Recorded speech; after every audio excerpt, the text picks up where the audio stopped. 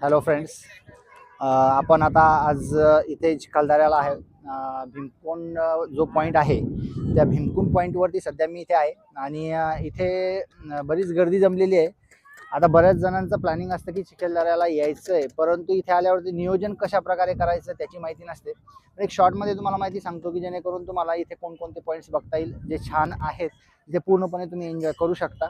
आणि यासाठी तुम्हाला जो व्हिडिओ आहे हा शेवटपर्यंत बघायचा आहे, म्हणजे तुम्हाला माहिती पूर्णपणे मिळू शकेल. ओके, तर यासाठी तुम्ही जी प्लॅनिंग करायची आहे तर ती प्लॅनिंग तुम्हाला यामध्ये जर सॅटर्डे आणि संडे हे 2 दिवस जर तुम्ही व्यवस्थित जर प्लॅनिंग करत असाल तर तुम्ही इथे जे यायचं आहे ते सॅटर्डेच्या दिवशी जर तुम्ही नाईट स्टेला इथे जर येत आहे तर नाईट स्टेला इथे चिखलदऱ्याला या.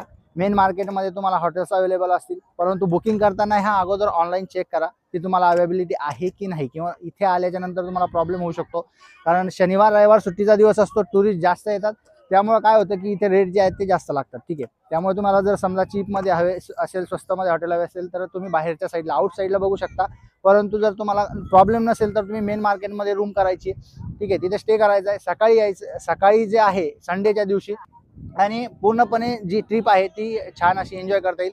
रात्री पूर्ण दिवसभर थकलेला असतात, रात्री जर स्टे करायचा असेल तर व्यवस्थित स्टे करा. रात्री प्रवासामध्ये म्हणजे रात्रीच्या अंधारात प्रवास करणं शक्यतो टाळा, जेणेकरून इथून खाली उतरताना सुद्धा रिस्की रोड असतो, त्यामुळे इथे स्टे करा आणि सकाळी निवांत निघून इथून जाऊ शकता. सकाळी सुद्धा इथे म्हणजे फॉगचा जर आस्वाद घ्यायचा असेल तुम्हाला तर खूप छान असं इथे फॉग आलेला असतो, तर त्याचंही तुम्ही व्हिडिओ शूटिंग वगैरे करू शकता, फोटो काढू शकता.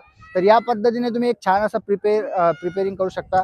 आणि अगोदरच जर प्लॅनिंग या पद्धतीने असेल तुमचं तर इथे पूर्णपणे तुम्हाला एन्जॉय करता येईल. आल्यावरती माहिती नसते की तुम्हाला इथे कुठे जायचं आहे, कोणते पॉईंट्स आहेत, तर तुम्ही ज्यावेळेस नगर परिषदच्या पार्किंगची फी भरता त्यावेळेसच तुम्हाला त्या नगर परिषदची जी पावती असते त्या बॅक साईडला पूर्ण जे पॉईंट्स आहेत त्या पॉईंट्सची माहिती दिलेली असते.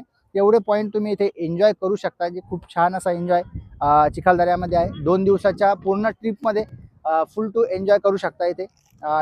जे चिखलदरा आहे महाराष्ट्रामध्ये, जो आपला अमरावती जिल्हा आहे, अमरावती जिल्ह्यामध्ये हे चिखलदरा हिल स्टेशन आहे, थंड हवेचं ठिकाण. तर इथे नक्कीच या, व्हिजिट करा आणि लाईव्ह एन्जॉय करा. Okay, thank you.